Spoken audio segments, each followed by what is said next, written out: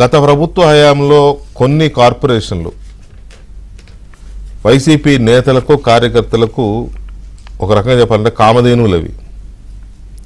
వాటిలో చెప్పుకోదగ్గవి digital corporation, fibre net ఇట్లాంటివి కొన్ని ఉన్నాయి. పర్టికులర్గా డిజిటల్ కార్పొరేషన్, ఫైబర్ నెట్లోనైతే ఎవరు పడితే వాళ్ళని ఇంట్లో పని మనుషులను కూడా దీంట్లో ఎంప్లాయీలుగా చేర్పించి ఇక్కడి నుంచి జీతాలు ఇచ్చుకునేవాళ్ళు. సాక్షిలో పనిచేసే ఉద్యోగులకు కూడా ఇక్కడ పేర్లు పెట్టి ఇక్కడి నుంచి జీతాలు ఇచ్చేవాళ్ళు. అట్లా సుమారుగా దాదాపు 1000 మంది వరకు ఉన్నారు ఈ 2 కార్పొరేషన్స్లో అనేది ఈ ప్రభుత్వం వచ్చినాక లెక్క తేల్చారు. పర్టికులర్గా ఏపీ ఫైబర్ నెట్లోనే 600 పైచిలకు ఇలాంటి చదువు సంధ్య లేని లేకపోతే సంబంధం లేని వాళ్ళని ఉద్యోగులుగా పెట్టి కొంతమంది వైసీపీ నేతలు వాళ్ళ మనుషులను అందులో పెట్టి వాళ్ళకి జీతాలు ఇప్పించారు. కొంతమంది అయితే అసలు దొంగ పేర్లు పెట్టి లీడర్లే జీతాలు ఎత్తుకుపోయారు. ఒక్కొక్క లీడర్ 5 పేర్లు 10 పేర్లు పెట్టడం, 5 లక్షలు 10 లక్షలు నెలకు డ్రా చేయడం. ఫైబర్ నెట్లో అట్లా కోట్ల రూపాయల జీతాలు డ్రా చేశారు ఏపీ ఫైబర్ నెట్లో. దాన్ని సంస్కరించడం అనేది ఒక పెద్ద తలనొప్పి. అది అవ్వడానికి ఫైబర్ నెట్ అనేది కాస్త పెద్ద కార్పొరేషన్ అయినా అది పెద్ద తలనొప్పి. దాన్ని సెట్ చేయడం కానీ అక్కడ మళ్ళీ యథాతథ స్థితికి తీసుకొచ్చి పద్ధతిగా దాన్ని నడపాలన్నా చాలా పెద్ద కష్టం. అలాంటి కార్పొరేషన్ జి వెంకటరెడ్డికి తెలుగుదేశం పార్టీ అధ్యక్షుడు ముఖ్యమంత్రి Chandrababu Naidu fibre net corporation చైర్మన్గా పదవి అప్పగించారు. ఇక అందులోకి వెళ్ళి కూర్చున్న తర్వాత ఆ కంపెనీ కదిలిస్తే జీవీ రెడ్డికి కళ్ళు బయర్లు గమ్మినాయి. ఒక్కొక్క ఫైల్ కదిలిస్తూ ఉంటే అన్నీ కుంభకోణాలే, అన్నీ స్కాములే, అన్నీ తప్పుడు రిపోర్ట్లే, అన్నీ తప్పుడు అపాయింట్మెంట్లే. కోట్ల రూపాయలు ఎవడు తిన్నాడో తెలియదు, ఆదాయం ఎక్కడి నుంచి వస్తుందో తెలియదు, అసలు ఆదాయం ఎటుపోతుందో తెలియదు. ఒక రకంగా చెప్పాలంటే ఆదాయం జీరో, వచ్చిన ఆదాయం వచ్చినట్టు ఇటే డైవర్ట్ అయిపోతూ ఉంది. సో ఈ పరిస్థితుల్లో ఫైబర్ నెట్ కార్పొరేషన్ చైర్మన్గా బాధ్యత తీసుకున్న జీవీ రెడ్డి కొద్ది రోజులకే వచ్చిన మొదటి 2 వారాల్లోనే దాదాపు 450 మందిని అలాంటి వాళ్ళని గుర్తించి ఉద్యోగాల నుంచి తీసేశారు. ఆ తర్వాత ఇంకొక 1 మంత్కి ఇంకో 200 మంది అనుకుంటా సుమారుగా ఇంకో 200 మందిని ఉద్యోగాల నుంచి తీసేశారు. ఎందుకంటే వీళ్ళందరూ దొంగ పేర్లు, బినామీలు, వాళ్ళకి ఆ క్వాలిఫికేషన్ లేదు, వాళ్ళ ఉద్యోగాల్లో పనిచేయడం లేదు, వాళ్ళు ఎక్కడోళ్ళో కూడా తెలియదు, ఏదో పేర్లు పెట్టారు, జీతాలు ఇస్తున్నారు. సో ఇది గుర్తించి తీయించేశారు. ఇది దాదాపు డిసెంబర్ మొదటి వారంలో జరిగింది. ఇది డిసెంబర్ 2వ వారం అట్లా జరిగింది ఈ నియామకాల ప్రక్రియ, తీసేసే ప్రక్రియ. విచిత్రం ఏంటంటే chairman, fibre net corporation chairman decision తీసుకున్న తర్వాత ఇమీడియట్గా వాళ్ళు అక్కడ ఆగిపోవాలి కదా. 1 మంత్ నోటీస్ ఇస్తారు, ఆ నెలతో అయిపోతుంది వాళ్ళ ఇది అకౌంట్ క్లోజ్. ఇప్పటికి కూడా వాళ్ళకి జీతాలు వెళ్తున్నాయి. ఇప్పటికి కూడా ఏ 500-600 మందికి 500-600 మందిని అయితే జీవీ రెడ్డి చైర్మన్గా హోదాలో తీసేశాడో ఆ 500-600 మందికి ఇప్పటికి జీతాలు వెళ్తున్నాయి. ఇప్పుడు ఏమనాలి? ఇది జగన్ రెడ్డి ప్రభుత్వం అనాలా, లేకపోతే ప్రభుత్వం మారింది, కూటమి ప్రభుత్వం వచ్చింది, ప్రక్షాళన జరుగుతోంది అనాలా? ఎవరిని తప్పు పట్టాలి ఇక్కడ? ఈ రకంగా కోట్లాది రూపాయలు ఎవడిష్టం తినేదాన్ని ఆపుదామంటే కూడా ఆగకుండా పోతున్నాయంటే ఉద్దేశపూర్వకంగా అందరూ కలిసి దోచుకున్నట్టేగా. అప్పటి నుంచి చైర్మన్ మారాడు, కానీ అధికారులు మారాలిగా, ఉద్యోగులు మారాలిగా. మారలేదు కాబట్టే చైర్మన్ తీసేయమన్నా కూడా తీసేయకుండా కంటిన్యూ చేస్తున్నారు వాళ్ళతో పాటు ఇంకొక 3 ఉన్నత స్థాయిలో ఉన్న ఉద్యోగులు, వాళ్ళు అవుట్సోర్స్ వాళ్ళే, వాళ్ళకి లక్షల్లో ఉంటుంది జీతం, పెద్ద పోస్టులు, 3-4 ఉంటారు. ఆ 3-4 అసలు రారు, ఆఫీస్కి రారు, వాళ్ళు కంప్లీట్గా ఎక్కడుంటారో కూడా తెలియకుండా జీతాలు డ్రా చేసుకుంటున్నారు. ఇప్పుడు జీవీ రెడ్డి ఏమంటాడంటే చైర్మన్ హోదాలో నేను దీన్ని ఏదో ప్రక్షాళన చేద్దాం అనుకుంటే వీళ్ళు పడనివ్వటం లేదు, వీళ్ళు బాగా అలవాటు పడ్డారు, వీళ్ళ మనుషులు దీని మీద బతకడానికి, దీని మీద అక్రమంగా బతకడానికి అలవాటు పడ్డారు అనేది ఆయన ఆవేదన. కొంచెం ఇబ్బందికరమైన పరిస్థితే, బాధ అనిపిస్తుంది. మేనేజింగ్ డైరెక్టర్గా ఉన్న ఐఏఎస్ అధికారి దినేష్ కుమార్ ఎందుకు చైర్మన్ డెసిషన్ తీసుకున్న తర్వాత బోర్డులో కూడా మినిస్టర్ సంబంధిత మంత్రి సమక్షంలో బోర్డులో కూడా దాన్ని ఆమోదించుకున్న తర్వాత ఎందుకు దినేష్ కుమార్ దాన్ని ఇంప్లిమెంట్ చేయలేదు అనేది ఇప్పుడు పెద్ద ప్రశ్న. Managing director, AP fibre net managing డైరెక్టర్గా ఉన్న దినేష్ కుమార్ గారు ఐఏఎస్ ఆఫీసర్ ఎందుకు దాన్ని ఇంప్లిమెంట్ చేయలేదు? ఇప్పుడు జీవిరెడ్డి అదే అడుగుతున్నాడు, ఏం జరుగుతోంది? నేను ఎండీ గారికి పదే చెప్పాను, మినిస్టర్ గారు చెప్పారు, మేము నెత్తిలోరు బాదుకుంటున్నాం, ఇది దుర్వినియోగం అవుతోంది, వీళ్ళని తీసేయమని అని. కానీ ఆయన తీసేయలేదు, ఆర్డర్ని ఎగ్జిక్యూట్ చేయలేదు, ఇంప్లిమెంట్ చేయలేదు. పైగా సుమారు 70,000 కిలోమీటర్ల ఫైబర్ ఆప్టిక్ ఫైబర్ కేబుల్ ఉన్న ఏపీ ఫైబర్ నెట్ నెట్వర్క్ నుంచి ఈ 9 నెలల్లో ఒక్కటంటే ₹1 ఆదాయం రాలేదనేది జీవిరెడ్డి బయటపెట్టిన ఒక చేదు నిజం. మామూలు సాదాసీదా కేబుల్ ఆపరేటర్, ఒక విలేజ్లో కేబుల్ ఆపరేటర్ ఉంటే అతను కూడా నెలకు 4-5 లక్షలు రెవెన్యూ వస్తుంది అతనికి. 70,000 కిలోమీటర్ల ఆప్టిక్ ఫైబర్ కేబుల్ చాలా కాస్ట్లీ. నాకు తెలిసి మీటర్కి 2,000 ఎంత కాస్ట్ అవుతుంది అది, ఒక మీటర్కి. 70,000 కిలోమీటర్ల ఆప్టిక్ ఫైబర్ కేబుల్ ఉన్న ఏపీ ఫైబర్ నెట్లో 9 నెలల నుంచి ₹1 ఆదాయం రాలేదు అంటే అసలు ఆ ఫైబర్ నెట్ కార్పొరేషన్ ఎందుకు పెట్టినట్టు? ఈ ఇచ్చే జీతాలు గవర్నమెంట్ ఎదిరిస్తుందా? బాధ్యత గల వ్యక్తిగా ఉన్న ఎండి, మేనేజింగ్ డైరెక్టర్గా ఉన్న ఐఏఎస్ అధికారి ఏం చేస్తున్నారు? మిగతా అధికారులు ఏం చేస్తున్నారు? ఉన్నత స్థాయిలో ఉన్న ప్రైవేట్ వాళ్ళైనా ఆ ఉద్యోగులు ఏం చేస్తున్నారు? దోచుకు తింటున్నారా దాన్ని దొరికినట్టు? ముఖ్యమంత్రి చంద్రబాబు నాయుడు ముఖ్యమంత్రిగా ఉన్న ప్రభుత్వంలో ఇలాంటి అడ్మినిస్ట్రేషన్ ఉండదు. అసలు ఇట్లాంటి అడ్మినిస్ట్రేషన్కి తావు ఉండదు. జగన్మోహన్ రెడ్డి పుణ్యం అని గత 5 ఏళ్ళు ఆయన ఐఏఎస్లు కానీ ఇతర అధికారులు కానీ అయితే అవినీతి పరులుగా తయారు చేశాడు, లేదా బాధ్యత లేని వాళ్ళుగా తయారు చేశాడు. దినేష్ కుమార్ గారు అవినీతి పరుడని నేను అనను, నాకు తెలియదు కాబట్టి. కానీ ఇది ఇలా జరగడానికి కారణం ఎవరు? 9 నెలల నుంచి ₹1 ఆదాయం రాకపోవడం, ఇష్టారాజ్యంగా 100 మంది దాని మీద బతుకుతుండడం, వాళ్ళకి అర్హత లేకపోయినా, అవసరం లేకపోయినా. ఇప్పుడు ఒక ఇంట్లో ఒక పని మనిషి అవసరం అనుకోండి, ఏదో పని ఎక్కుంటే పనికొస్తారులే లీవ్ పెట్టినా అనుకుంటే ఇంకొకరిని తీసుకుంటే అర్థం ఉంది. అసలు ఒకళ్ళకు బదులు 10 మందిని పెడితే ఏమనాలి? దాన్ని బలుపెక్కిన ఎవరు అనరా? బలిసి కొట్టుకుంటున్నారు అనరా? ఇప్పుడు ఏపీ ఫైబర్ నెట్ బలిసి కొట్టుకుంటోంది. అదే దీన్ని సరిదిద్దుదాం సారు, మనం కలిసి సరిదిద్దుదాం సారు అని చెబితే ఎండి ఎందుకు సహకరించట్లేదు? చైర్మన్కి కానీ లేదా ప్రభుత్వానికి కానీ. ప్రభుత్వానికే చైర్మన్ మాట్లాడాడు, జీవిరెడ్డి మాట్లాడాడంటే జీవిరెడ్డి వ్యక్తిగతం కాదు, అది ప్రభుత్వం తరఫున. అంత పెద్ద నెట్వర్క్లో ₹1 ఆదాయం రాలేదు, 9 నెలల నుంచి రాకపోగా కోట్ల రూపాయలు ఎదురు జీతాలు ఇచ్చుకుంటూ పోతున్నారు అని అంటే అది ప్రభుత్వ సొమ్ము.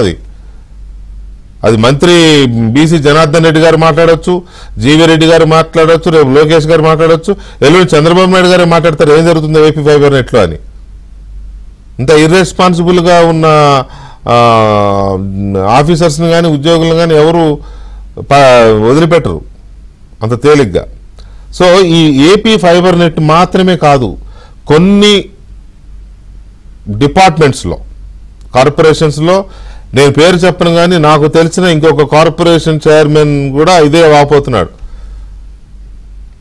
జగన్మోహన్ రెడ్డి హయాంలో ఉన్న ఆఫీసర్నే మళ్ళీ తీసుకొచ్చి ఇక్కడ వేస్తే ఆయన అసలు ఏమాత్రం కేర్ చేయడం లేదనేది ఆయన ఆవేదన.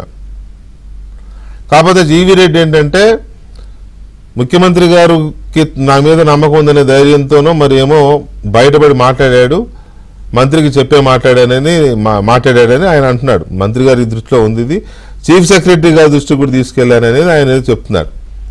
కానీ కొంతమంది బయటికి చెప్పుకోలేరు, ఎందుకంటే చెప్పుకుంటే మళ్ళీ సీఎం గారు మందలిస్తారేమో, మీరు ఏమనుంటే నాకు చెప్పండి కానీ మీరు ఎందుకు ఐఏఎస్ల మీదకి వెళ్ళారంటారని.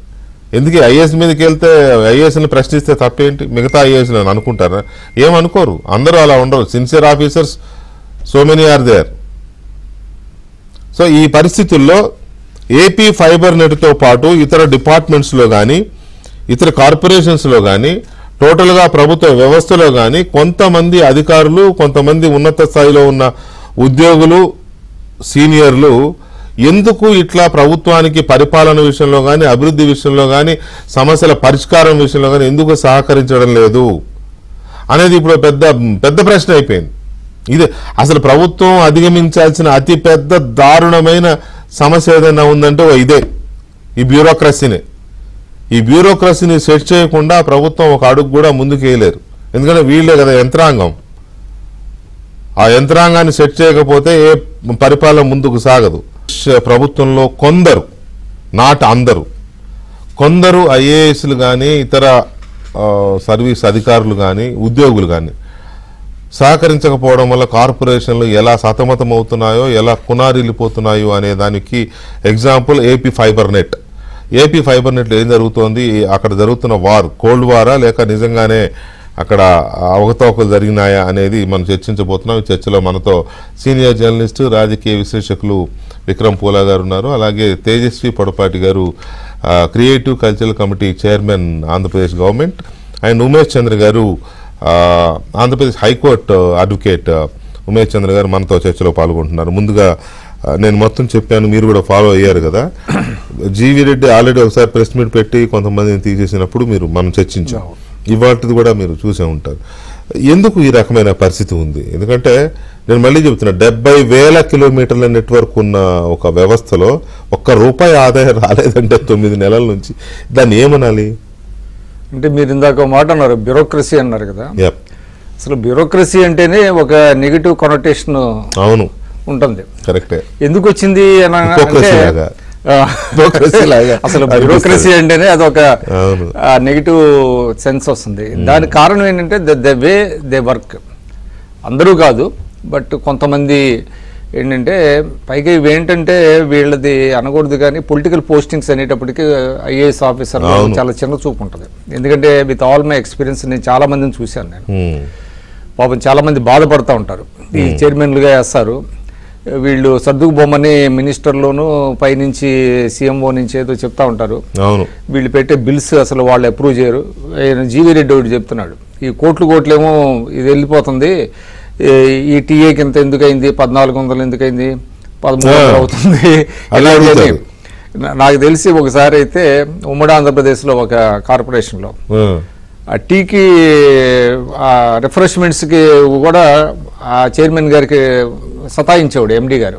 ఓకే, నేను వెళ్ళినప్పుడు చెప్తా ఉండేవాడు ఆయన, ఇట్లాగా జరుగుతుందంటే.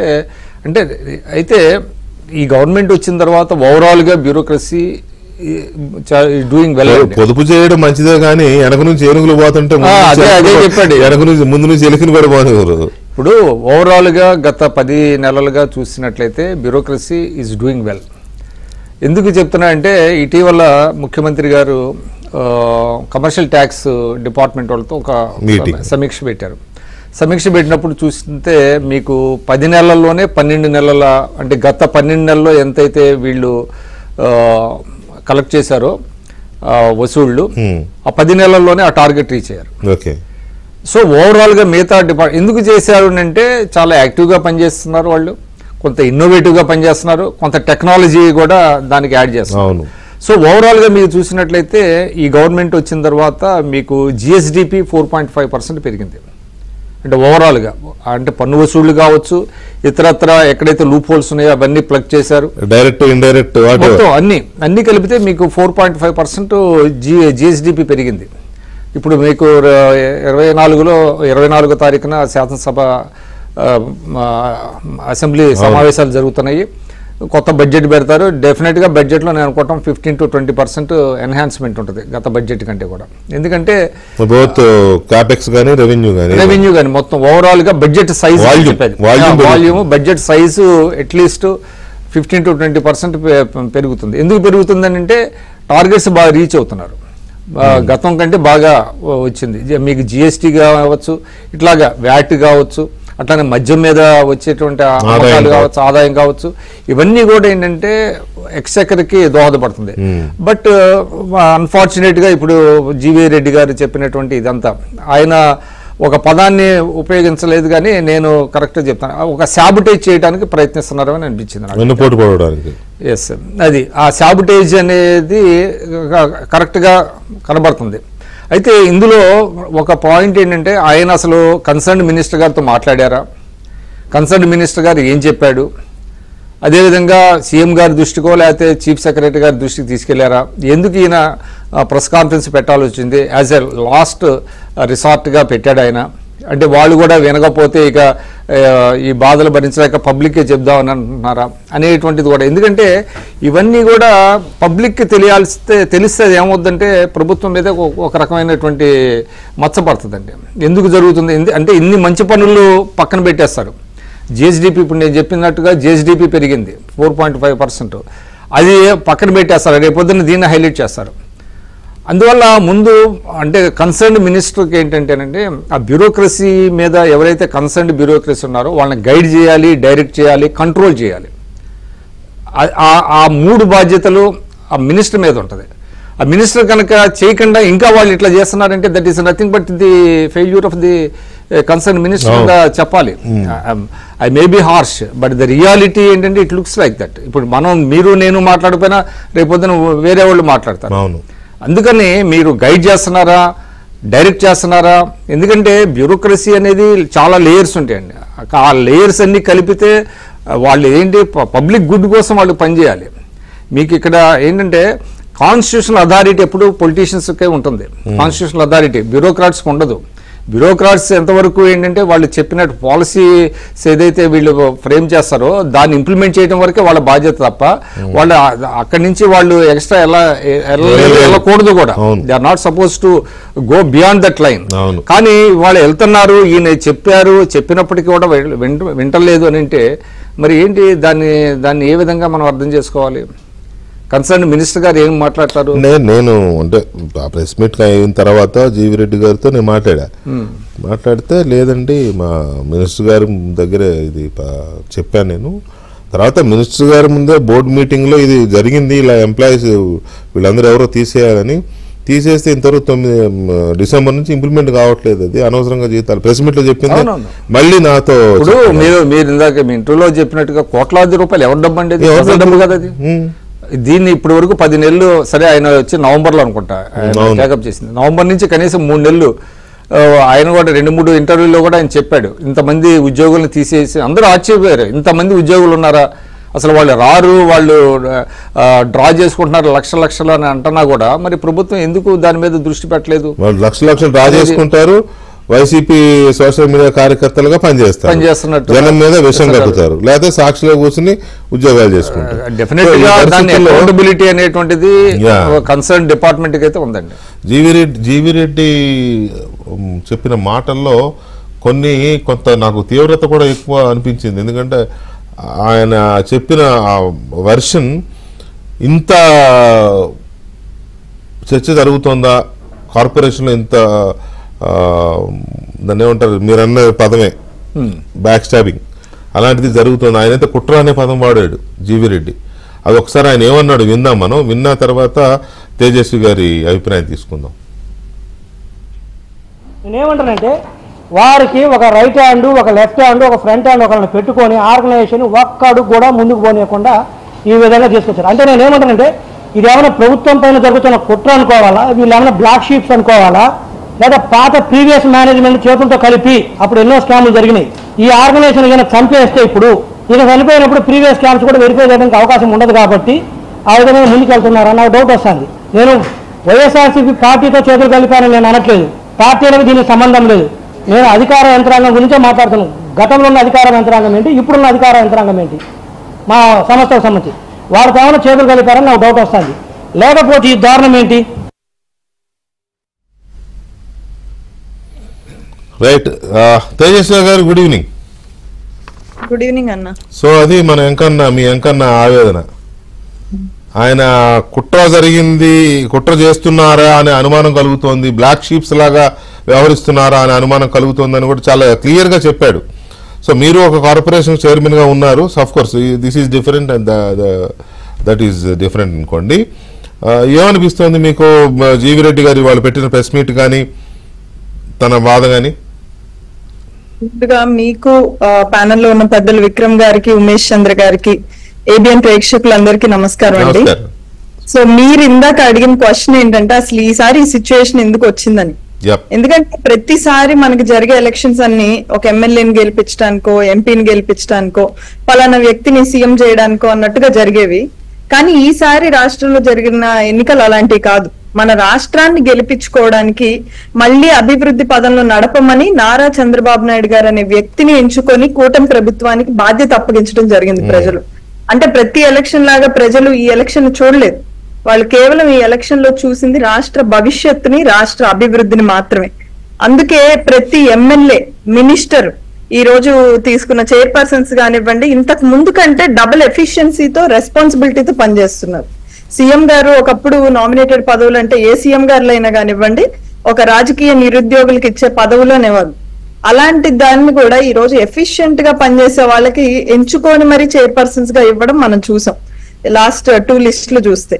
సో ఆ బాధ్యతతోటే ఈ విజన్ 2047 కోసం గవర్నమెంట్ పెట్టిన గోల్స్, అది గవర్నెన్స్ అవనియండి, ఇన్ఫ్రా అవనియండి, వెల్ఫేర్ అవనియండి, ఆంధ్రప్రదేశ్ ని భారతదేశంలోనే మోడల్ స్టేట్ గా తీర్చిదిద్దడానికి ప్రతి ఒక్కళ్ళు వాళ్ళ స్థాయిలో కష్టపడుతున్నారు.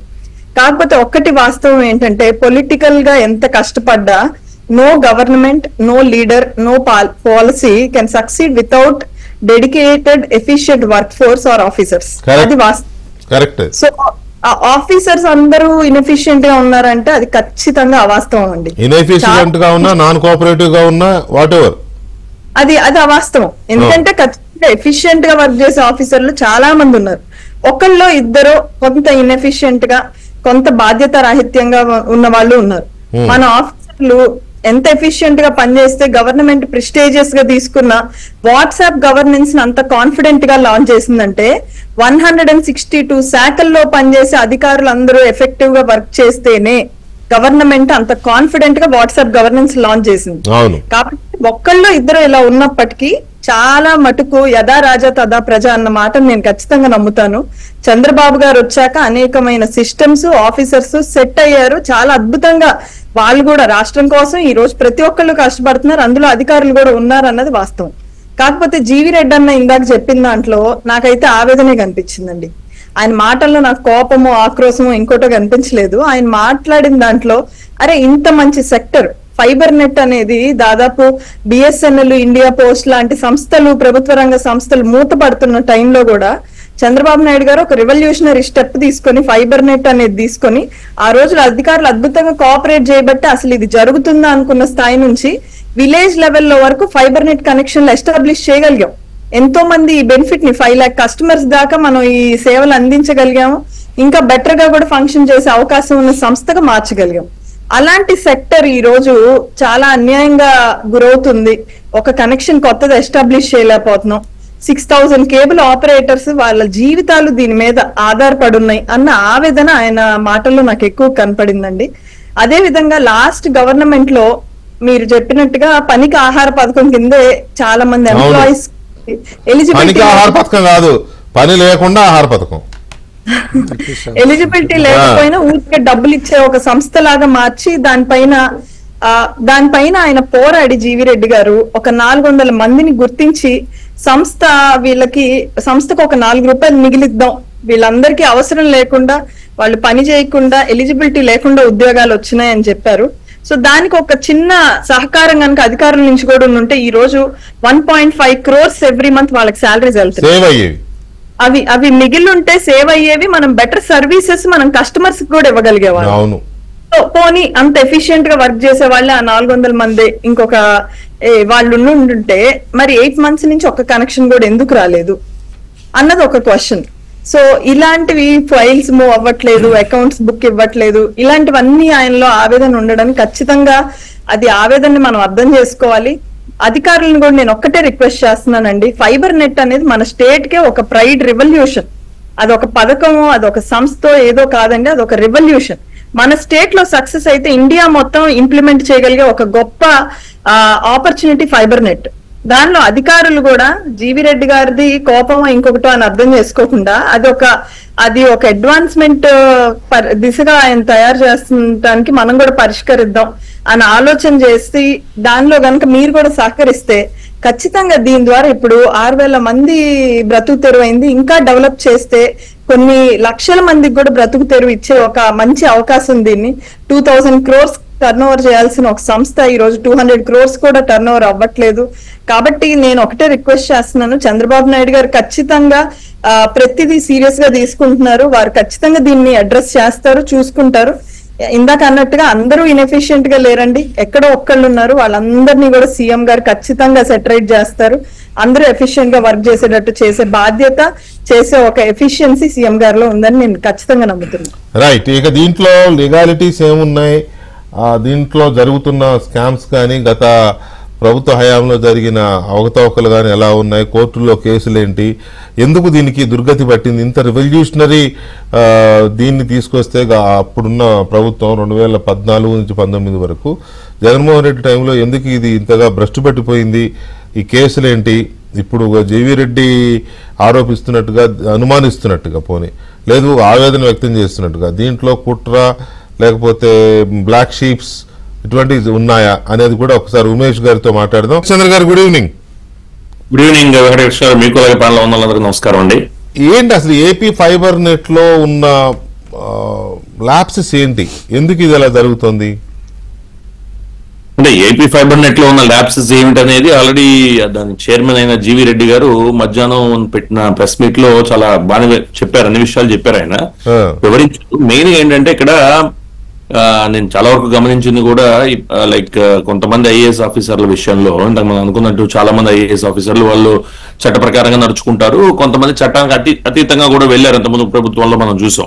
ఇప్పుడు చట్టానికి లైక్ చట్ట with in the scope of law అంటాం, అంటే చట్టానికి లోబడి నడుచుకోమని చెప్పినప్పుడు కూడా ఫర్ ఇన్స్టెన్స్ ఇప్పుడు ఇందాక జీవీ రెడ్డి గారు ఏదైతే మనకి రిఫర్ చేశారో 410 మందిని తీసేయటం అనేది కానీ, లేదా జిఎస్టీకి సంబంధించిన ఒక పర్టికులర్ షోకాజ్ నోటీస్ ఇస్తే దానికి సంబంధించి ఎటువంటి రిప్లై ఇవ్వకపోవడం, వకాలత్తు కూడా ఫైల్ చేయకపోవడం దానికి సంబంధించిన విషయం అయితే కానీ, సో ఇవన్నీ ఏమవుతాయంటే ఇన్సబార్డినేషన్ కిందకు వస్తుంది, అలాగే నెగ్లిజెన్స్ కిందకు వస్తుంది, అదేవిధంగా రాష్ట్ర ఎక్స్చెక్కర్ కి స్టేట్స్ ఎక్స్చెక్కర్ కి లాస్ అది. సో ఇవి ఖచ్చితంగా ఒక ప్రభుత్వ ఉద్యోగిగా ఉన్న ఏ వ్యక్తి అయినా, సో చట్టానికి లోబడి పనిచేయాల్సిన ఏ వ్యక్తి అయినా ఇది చట్టానికి లోబడి పనిచేస్తున్నట్టు మాత్రం ఖచ్చితంగా కాదని చెప్పి నేను చెప్పదలుచుకున్నాను వెంకటకృష్ణ గారు. ఎందుకంటే ఒక ఇన్స్టిట్యూషన్, ఒక కార్పొరేషన్, ఇది ఫైబర్ నెట్ అనేది ఒక కార్పొరేషన్. దానికి ఒక చైర్మన్ గారు ఉంటారు, ఒక ఎండి గారు ఐఏఎస్ ఆఫీసర్, ఒక ఎండి గారు ఉంటారు, తర్వాత కొంతమంది ఈడీలని వాళ్ళని కొంతమంది ఆఫీసర్స్ ఉంటారు.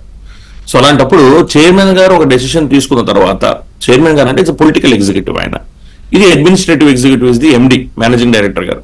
సో పొలిటికల్ ఎగ్జిక్యూటివ్ అంటే for instance it's as good as CM గారు తీసుకున్న డెసిషన్ ని, సో మంచి వ్యక్తి, నాకు పర్సనల్ కూడా పరిచయం ఉంది, విజయానంద్ గారు చీఫ్ సెక్రటరీ గారు అమలు చేయనట్టే ఇది.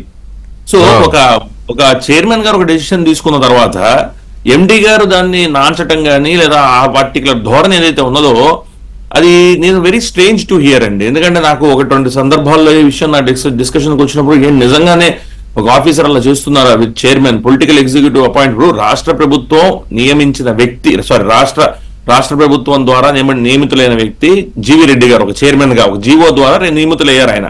అలాగే వేరే అదర్ కార్పొరేషన్స్ కి వేరే అదర్ చైర్మన్. సో ఇట్లాంటి సమయంలో ఒక చైర్మన్ గారు ఇచ్చిన డైరెక్షన్స్ ని సో ఎండి గారు అమలు పరచాల్సిన ఇది ఉంది. సో దానికి సంబంధించిన ఏమైనా ఇబ్బందులు ఉంటే ఖచ్చితంగా ఒక కమిటీని కాన్స్టిట్యూట్ చేసుకోవచ్చు, లేదా కూర్చొని చైర్మన్ గారితో మాట్లాడుకోవచ్చు, అదేవిధంగా అన్ని చేయొచ్చు. నాకు అన్నిటికన్నా ఆశ్చర్యం కలిగించింది ఏంటంటే ఈరోజు జీవీ రెడ్డి గారు చెప్పిన విషయంలో అసలు దీనికి సంబంధించి ఒక్క కనెక్షన్ కూడా మనం చేయలేకపోయాము. ఒక కనెక్షన్ 9 నెలల్లో చేయలేకపోవడం అనేది చాలా పెద్ద విషయం అండి. జీతాలు తీసుకునే వాళ్ళు ఉన్నారు, లక్షల జీతాలు. నాకు అదే అనిపిస్తుంది ఈ రోజు. మరి ఆయన తీసుకున్న జీతానికైనా మరి ఆయన కనెక్షన్లను తెప్పించారా లేదా, ఆఫీసర్లు ఎవరైతే ఉన్నారో, సరే ఏ వ్యక్తిని మనం టార్గెట్ చేయడం కరెక్ట్ కాదు కానీ, సో ఎవరైనా ఈ తీసుకున్న జీతాలకైనా వాళ్ళ కనెక్షన్లు తీసుకొస్తున్నారా లేదా అనేది నాకు డౌట్ వస్తుంది. నా ఉద్దేశం ఏంటంటే జీవీ రెడ్డి గారు ఫస్ట్ టైం ఒక అడ్మినిస్ట్రేటివ్ పోస్ట్ లోకి ఆయన వెళ్ళటం జరిగింది. సో ఆయన ఏంటంటే నేను ప్రభుత్వం నుంచి జీతం తీసుకుంటున్నాను, సో ప్రభుత్వాన్ని అలాగే ప్రజల సంబంధించిన సొమ్మిది, స్టేట్ ఎక్స్చెకర్ కి సంబంధించిన జీతం కూడా కాదు కదా, ప్రభుత్వం చంద్రబాబు నాయుడు గారు ఎంతో నమ్మకంతో బాధ్యత పెట్టారు, దీన్ని సంస్కరించాలి, ప్రెస్టీజియస్ న్యాయం చేయాలి. Prestigious brain child of Chandrababu Naidu గారు, ఇది brain child of Chandrababu Naidu గారు. గత ప్రభుత్వం కంప్లీట్ గా ఇగ్నోర్ చేసిన ఒక పర్టికులర్ కార్పొరేషన్ ఇది. అవును. సో చంద్రబాబు నాయుడు గారి బ్రెయిన్ చైల్డ్ అని తెలిసి గత ప్రభుత్వం ఏదైతే ఇగ్నోర్ చేసిన కార్పొరేషన్ ని జీవి రెడ్డి గారి అధ్యక్షతన దీన్ని ఎలాగన్నా బాగుపరచాలి, ఎలాగన్నా దీనిలో చాలా మంది ఎంప్లాయీస్ కూడా ఉన్నారండి, వాళ్ళ life will be at stake, వాళ్ళ career will be at stake. So వీటన్నిటిని ఒక అర్థం చేసుకోకుండా డెసిషన్స్ డిలే చేయడం అంటే it amounts to dereliction of duty, abdication of responsibility on the part of the officers అండి. సో ఖచ్చితంగా ఈ ఆఫీసర్స్ ఎవరైతే ఉన్నారో వీళ్ళకి they are not above law అండి, చట్టానికి అతీతులు ఎవరూ కాదు, ఆఫీసర్లు అస్సలు కాదు, ఆఫీసర్లు అస్సలు కాదని చెప్పేసి మనకి ఇంతకుముందు ప్రభుత్వంలో కొంతమంది ఆఫీసర్లు చట్టానికి అతీతంగా ప్రవర్తించడం వాళ్ళందరూ సస్పెన్షన్స్ కానీ వాళ్ళని జైలు పంపించడం కానీ మనం ఆల్రెడీ చూస్తున్నాం. ఈ రాష్ట్ర ప్రభుత్వం చట్టాన్ని అమలు చేసే ఈ రాష్ట్ర ప్రభుత్వం, రూల్ ఆఫ్ లా ని నమ్మే ఈ రాష్ట్ర ప్రభుత్వం చాలా మంది ఆఫీసర్లు చట్టానికి అతీతంగా ఎవరైతే వ్యవహరించారో వారందరినీ జైలు పంపిన ఇది కూడా చూసాం మనం. వాళ్ళ మీద క్రిమినల్ కేసులు కట్టింది చూసాము, సివిల్ వాళ్ళ నుంచి ఏవైతే డబ్బులు రాబడుతున్న విషయాన్ని కూడా మనం అందరం చూస్తున్నాం రాష్ట్రంలో. అది ఖచ్చితంగా ప్రభుత్వం చేయాల్సిన ప్రథమ బాధ్యత. సో ఇక్కడ ఆల్ ఇండియా సర్వీస్ రూల్స్ అనే ఒక రూల్స్ ఉన్నప్పుడు దానిలో ఇన్సబార్డినేషన్ అయినా సరే, నెగ్లిజెన్స్ అయినా సరే, స్టేట్ ఎక్స్చెకర్ కి లాస్ మీరు కాజ్ చేసినా సరే అది మీకు సస్పెన్షన్ కి దారితీస్తుంది. మీ యొక్క ఏవైతే మీకు రూల్స్ మీరు గవర్న్ అవుతారో దానికి సంబంధించిన వైలేషన్ అనే విషయం తెలుసుకోవట్లేదు ఆఫీసర్స్ అనేది కూడా నాకు ఇబ్బంది కలుగుతుంది వెంకటకృష్ణ గారు. అంటే మాట్లాడినట్టు ఇది సబోటాజ్ రియల్ గానే ఇది ఒక డెలిబరేట్ గా దీన్ని చంపేయాలని ప్రయత్నం చేస్తున్నారు ఇన్స్టిట్యూషన్ ని. ఎందుకంటే ఒక చైర్మన్ గారు ఆయన ఏమి నార్మల్ ఇండివిజువల్ గా వచ్చి రాజకీయ నాయకులుగా వచ్చి ఆయన మాట్లాడలేదు, ఒక చైర్మన్ పద్ధతిలో ఉండి అది కూడా 3 నెలల తర్వాత అంటే 3 నెలల పాటు నాకు తెలిసినంత వరకు ఏంటంటే నాకున్న నాలెడ్జ్ ప్రకారంగా కూడా ఆయన అన్ని విషయాలు అవగాహన చేసుకుని పేపర్ చేతిలో పట్టుకొని మాట్లాడుతున్నాడు ఆయన. ఆయన ఏం డేటా లేకుండానో లేదా ఏదో ఒకళ్ళని ఒక మాట అనాలనో లేదా ఒకళ్ళకి ఇబ్బంది పెట్టాలనో పైకి ఏది గురించి పోరాడుతున్నాడు ఆయన. ఆ పర్టికులర్ కార్పొరేషన్ కి సంబంధించిన నిధులు కానీ ఆ కార్పొరేషన్ సంబంధించిన కనెక్షన్స్ కానీ ఇంప్రూవ్ అవ్వాలి, కనెక్షన్ నెట్వర్క్ ఇంప్రూవ్ అవ్వాలి, నాకు ఇచ్చిన బాధ్యతని నేను సవ్యంగా నిర్వర్తించాలన్న ఒక పాయింట్ మీద పోరాడుతున్నాడు ఆయన. సో అలాంటి వాళ్ళు నిజంగా మనం అప్రిషియేట్ చేయాలి వెంకటకృష్ణ గారు. ఎంతమందిని చూస్తున్నాం మనం ఆఫీసర్లు ఎలా ఏదైనా సరే నాకు ఇచ్చిన ఒక బాధ్యత చంద్రబాబు నాయుడు గారు నా ఎఫిషియన్సీని నమ్మి లేదా నేను పార్టీకి పనిచేసి నమ్మి ఇస్తున్నానని చెప్పి ఆయన అనుకొని ఆయన ఆ విధంగా పోరాడుతున్నారు. సో ఖచ్చితంగా ఇప్పుడు రెడ్ టేపిజం ఇందాక మనం ఏదైతే మాట్లాడుతున్నామో ఈ రెడ్ టేపిజం వల్లే ప్రభుత్వానికి చాలా ఇబ్బందులు కలుగుతున్నాయి. అందుకే సింగిల్ విండో అని చెప్పి, ఈజ్ ఆఫ్ డూయింగ్ బిజినెస్ అని చెప్పి, సింగిల్ విండో అప్రూవల్స్ అని చెప్పి ఈ విధంగా ఇస్తున్నారు. మరి ఇప్పుడు ఏదైతే మనం ఇప్పుడు చైర్మన్ గారు చెప్పిన దీని ప్రకారంగా కనుక చూస్తే, సో ఎందుకంటే నేను దానిలో ఒక మెంబర్ని కాదు కాబట్టి ఆయన చెప్పింది నేను భావించే చెబుతున్నా. సో ఏదైతే ఆయన తీసుకున్న డెసిషన్స్ అమలు కావట్లేదంటే ఇది is amounts to red tapism. ఏదైతే ఈ రెడ్ టేపిజం అనేది ప్రభుత్వానికి ఖచ్చితంగా ఒక బ్యాడ్ నేమ్ తీసుకొస్తుంది. ఇలాంటి officers they have to understand. So once and for all వాళ్ళు అర్థం చేసుకోవాల్సింది ఏంటంటే మనం చేసే ప్రతి చర్య ప్రభుత్వానికి అనుగుణంగా చేయాలి. ప్రభుత్వం యొక్క పాలసీకి అనుగుణంగా చైర్మన్ అనేవారు ప్రభుత్వం నియమించుకున్న ఒక వ్యక్తి, ఆయన పాలసీ అనుగుణంగా చేయాలి. కానీ ఆయన ఒక డెసిషన్ తీసుకున్న తర్వాత దాన్ని ఇంప్లిమెంట్ చేయను, నెలల తరబడి నాన్స్తానో లేదా కమిటీలు ఫామ్ చేస్తానో ఇంకోటి ఈ విధంగా చేయడం అనేది ఆఫీసర్స్ కూడా ఏంటంటే ఇబ్బంది కలుగుతుందండి. ఎందుకంటే వాళ్ళు కూడా ఒక 60 years పాటు సర్వీస్ లో ఉండాల్సిన వ్యక్తులు, సర్వీస్ రూల్స్ ప్రకారంగా గవర్న్ చేయాల్సిన వ్యక్తులు. సో వాళ్ళందరూ ఇలా చేయడం అనేది నిజంగా చాలా కంప్లీట్లీ నాకు ఇట్లా జరుగుతుంది.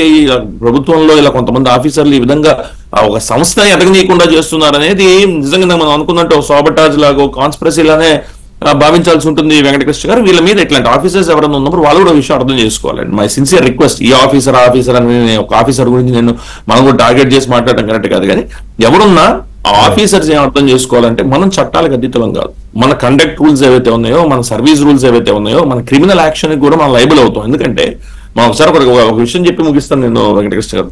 మనం చంద్రబాబు నాయుడు గారి మీద పెట్టిన కేసుల్లో ఫైబర్ నెట్ కేసు కూడా ఒకటి పెట్టడం. సో అలాంటప్పుడు దానికి సంబంధించిన ప్రాపర్ గా అసలు ఏం జరిగింది, కేసు ఎలా పెట్టారు, ఏం పెట్టారు, ఏ ప్రొవిజన్స్ కింద పెట్టారు, ఆ ప్రొవిజన్స్ నిజంగానే జరిగిందా, ఫైబర్ నెట్ లో ఏం జరిగింది అనేది తెలుసుకోవాల్సిన బాధ్యత చైర్మన్ గారికి, ఎండి గారికి అందరికి కూడా ఉందండి ఒకరి మీద కేసు పెట్టినప్పుడు. అదే విధంగా ఎందుకు పెట్టారు, వాట్ ఈస్ ది మనకి ఈ కేసులను ఒకసారి మనం గమనిస్తే ఏంటంటే what is the crux of it, section 409 of IPC, ఇంతకుముందు ఐపీసీ ఏం చెబుతుంది, criminal breach of trust by a public servant అంటే ఏంటి, బ్యాంకర్ ఇంకా చాలా ఉన్నాయి లేండి అది. So first public servant confine అవుదాం, మనం ఇక్కడ ఉన్న పబ్లిక్ సర్వెంట్సే కాబట్టి అందరూ మనం మాట్లాడుతున్న వాళ్ళు కూడా. పబ్లిక్ సర్వెంట్ అంటే ఏంటంటే, public servant criminal breach of trust అంటే ఏంటి, నీకు ఒక బాధ్యతను అప్పగించినప్పుడు ఆ బాధ్యతను నువ్వు నిర్వర్తించాలి న్యాయబద్ధంగా ఆ బాధ్యతను నిర్వర్తించకుండా ఏదైనా కనుక నువ్వు లాస్ కాల్ చేస్తే ఎక్స్చెకర్ గానీ లేదా నీ బాధ్యతను కనుక నువ్వు అతిక్రమించి చేసినా లేదా నీ మీద ట్రస్ట్ ఏదైతే రిపోజ్ చేస్తావో నమ్మకాన్ని ఏదైతే పెడతావో ఆ నమ్మకానికి అనుగుణంగా కనుక నువ్వు నడుచుకోకపోయినా నువ్వు 409 కి లయబుల్. సో మీకు అది మరి ఆఫీసర్లకు ఇవన్నీ తెలియవా? తెలిసినా సరే ఆ రాజకీయ నాయకులు చెప్పేది మేము ఎందుకు వినాలి, రాజకీయ నాయకులు చెప్పేది మీరేంటో వినకూడదనే మా ధోరణి కరెక్ట్ కాదు. అఫ్ కోర్స్ చాలా మంది ఆఫీసర్లు including the present chief secretary గారు ఖచ్చితంగా ప్రజలకు అనుగుణంగా వాళ్ళు వెళ్తున్నారు. ఇలాంటి కొంతమంది ఆఫీసర్లు మేము వాళ్ళు చెప్తే మేము వినాలా, మేము చెప్తే ఈ విధంగా ఈగోకి వెళ్ళిపోతే ఏమవుతుందంటే చివరికి మీరే లైబుల్ అవుతారు. ఈ రోజు నాకు అర్థమైనంత వరకు ఏంటంటే వెంకటకృష్ణ అంతే కదా, గత ప్రభుత్వ హయాంలో ఎవరు లైబుల్ అయ్యారు? ఎవరితో సెక్షన్ చదివించారు, ఎవరిని మెట్ల మీద నించోబెట్టారు? గత ప్రభుత్వ హయాంలో అధికారులే కదా బలిపశువులు అయ్యింది. తెచ్చుకోవడం ఎందుకు? నేను ఒక లిబర్టీ తీసుకొని చెప్తా. ఈ రోజు నేను చూస్తున్నా లేదా నేను చదువుతున్న ప్రకారంగా మీడియాలో వస్తున్న రిపోర్ట్స్ ప్రకారం చూస్తే జీవి రెడ్డి గారు ఒక మెట్టు పైకి ఎదిగారు, ఆఫీసర్ ఎవరైతే ఉన్నారో ఆయన మెట్టు దిగిపోయాడు ఆయన. ఎందుకంటే ఈయన కార్పొరేషన్ బాగుపడాలి, కార్పొరేషన్ కరెక్ట్ గా ఉండాలి, ప్రజలకు ఏదైతే డబ్బు మన మీద నమ్మకం పెట్టుకున్నారో ముఖ్యమంత్రి గారు కానీ ప్రజలు కానీ నమ్మకం పెట్టుకున్నారో దాన్ని మనం నిలబెట్టుకోవాలని ఒక మెట్టు పైకి ఎదిగారు. ఈయన చేస్తున్న చర్యల్ని ఎక్కడికక్కడ ఆపుతూ ఆయన ఒక మెట్టు దిగిపోయారని చెప్పాలి. ఇదంటే మనం చెప్తుంది ఏదైతే మేము ఈ రోజు మీడియా కాన్ఫరెన్స్ లో జీవి రెడ్డి గారు, ఎందుకంటే జీవి రెడ్డి గారు నాకు పరిచయం కూడా కాబట్టి ఆయన ఏది ఎవిడెన్స్ లేకుండానో లేదా మెటీరియల్ లేకుండానో మాట్లాడే వ్యక్తి కాదు కాబట్టి సో ఆయన చెప్పిన విధానంగా కనుక చూస్తే సో ప్రభుత్వంలో ఇలాంటిది జరుగుతున్నప్పుడు ఖచ్చితంగా బయటకు వచ్చి ఆయన 3 నెలల పాటు అవన్నీ వెరిఫై చేసి నాకున్న ఇన్ఫర్మేషన్ ప్రకారం కూడా అందరు ఆఫీసర్లను కలిశారు ఆయన. సార్ ఇది ఈ విధంగా అవుతుంది, అందరినీ కలిసాయంట, చీఫ్ సెక్రటరీ దగ్గర నుంచి సెక్రటరీస్ అందరినీ కలిసాయంట, అందరినీ కలిసారు ఆయన. సో అందరికీ ఇన్ఫర్మేషన్ ఇచ్చాయంట, ఇట్లా ఉంది సిచ్యువేషన్, నాకు సరైన కోఆపరేషన్ లేదు, ఆయన రెస్పాండ్ అవ్వట్లేదని. కోఆపరేషన్ ఇప్పుడు కోఆపరేషన్ అనేది కోఆపరేషన్ కాదండి, ఇవ్వాల్సిన బాధ్యత ఆఫీసర్ మీద ఉంది. ఆఫీసర్ నేను కోఆపరేషన్ ఇవ్వనన్నప్పుడు ఆయన ఐదర్ రిజైన్ చేసి జాబ్ నుంచి వెళ్ళిపోవాలి లేదా డిపార్ట్మెంట్ నుంచి పక్కకి వెళ్ళిపోవాలి. అర్థం చేసుకోవాలి. మీరు ఇవ్వకపోతే ఎట్లా కోఆపరేషన్? ప్రభుత్వానికి చట్టపేరు రేపు ఉదయం ప్రభుత్వం ఒక డిపార్ట్మెంట్ కార్పొరేషన్ ఇదో చేసినప్పుడు ఒక డెసిషన్ తీసుకున్నప్పుడు ఆఫీసర్లు దాన్ని చట్టానికి అనుగుణంగా తీసుకున్నారు డెసిషన్స్ అన్ని, చట్టానికి వ్యతిరేకంగా తీసుకోలేదు. సో చట్టానికి అనుగుణంగా తీసుకున్న డెసిషన్స్. ఇప్పుడు ఫర్ ఇన్స్టెన్స్ ఈ జిఎస్టీకి సంబంధించిన విషయం వస్తే వెంకటకృష్ణ గారు షోకాజ్ నోటీస్ ఇచ్చినప్పుడు సో చెప్పాల్సిన బాధ్యత ఆయనకు ఉండదండి, రిప్లై ఇవ్వాల్సిన బాధ్యత ఆయనకు ఉండదా? సో లేదు మన వకాలత్ ఫైల్ చేయాల్సిన బాధ్యత పర్టికులర్ ఆఫీసర్ గారికి ఉండదా? సో ఇవన్నీ వాళ్ళు తీసుకోవాల్సిన డెసిషన్స్ కదా. ఇప్పుడు లైక్ ప్రతి చోట చైర్మన్ గారిని మనం అనుగుణాలి. ఆయన ఏంటి, ఆయన మేజర్ ఆబ్జెక్టివ్ ఏంటి? దీని నుంచి ప్రభుత్వానికి రెవెన్యూ తీసుకురావాలి. సో ప్రభుత్వానికి చాలా ఇనిషియేటివ్స్ ఉంటాయి.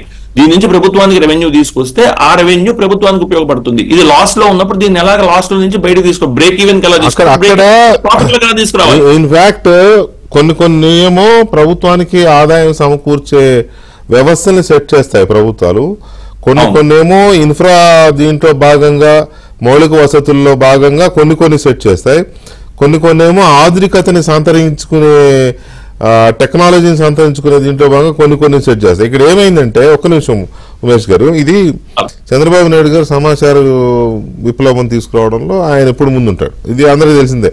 సరే గిట్టని వాళ్ళు ఎన్నైనా మాట్లాడవచ్చు, కానీ అది ఐటీ కావచ్చు, ఇప్పుడు ఏఐ గురించి ఆయన కొంత ఇది చేసినప్పుడు అది కావచ్చు, లేకపోతే ఇవి ఇట్లాంటిదే. ఇది ఫైబర్ నెట్ అనేది ఇంటింటికి ఫైబర్ నెట్ వెళ్తే టీవీ, ఇంటర్నెట్, ఫోన్, ఇంకా మాట్లాడితే ముందు రాబోయే అన్ని వచ్చేస్తాయి, కంప్యూటర్ అన్ని దాని నుంచి వాడుకోవచ్చు. 150 రూపాయలకే ప్రతి ఇంట్లోనూ అన్ని సౌకర్యాలు ఉండాలి అనేది ఆయన కాన్సెప్ట్. అది సరే ఉన్న చివరి అప్పుడు అధికారంలో ఉన్నప్పుడు స్టార్ట్ చేసినాక 2 ఏళ్ళు 3 ఏళ్ళు అయ్యేలో గవర్నమెంట్ మారింది అనుకోకుండా దాన్ని కాస్త నాశనం చేశారు. ఏ స్థాయిలో చంద్రబాబు నాయుడు దాన్ని ప్లాన్ చేశారంటే ఏపీ ఫైబర్ నెట్ ఏపీలో సక్సెస్ అయితే ఇందాక తేజస్ చెప్పింది, భారతదేశ స్థాయిలో భారత్ ఫైబర్ నెట్ అనేది ఆ స్థాయికి తీసుకెళ్లాలి ఏపీ నుంచి అనేది అప్పుడు చేసుకున్న ఆలోచన. అలాంటి దాన్ని వీళ్ళు నాశనం చేశారు. సరే చంద్రబాబు నాయుడు గారి మీద కుట్రపూరితంగా కేసు పెట్టినా వాళ్ళ చైర్మన్లే ఆ కేసులో ఇరుక్కున్నారు, గత చైర్మన్. ఇప్పుడు వెంకటరెడ్డి జీవి రెడ్డి అనేది ఏంటి అంటే ఏదో రకంగా దీన్ని చంపేస్తే, ఈ ఫైబర్ నెట్ అనే దాన్ని దుకాణం బంద్ చేస్తే ఆ పాత కేసులు గీత కేసులు అన్ని పోతాయి, అందుకని కుట్ర చేస్తున్నారా, అందుకే వీళ్ళు బ్లాక్ షిప్స్ గా అవతల వాళ్ళతో చేతులు కలిపారా అనే అనుమానం అయింది.